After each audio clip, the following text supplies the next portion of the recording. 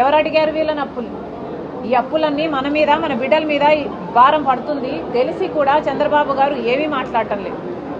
ఇక విశాఖ ప్రైవేటైజేషన్ అయితే ఈ రోజు వరకు కూడా వాళ్ళ మెడ మీద కత్తి పెట్టినట్టుగా వాళ్ళు బతుకుతున్నారు. గత నెలలో కూడా 5,000 మంది ఉద్యోగాలను పీకేశారు. ఒక్కరంటే ఒక్కరు కూడా పట్టించుకోవటం లేదు మన రాష్ట్రంలో.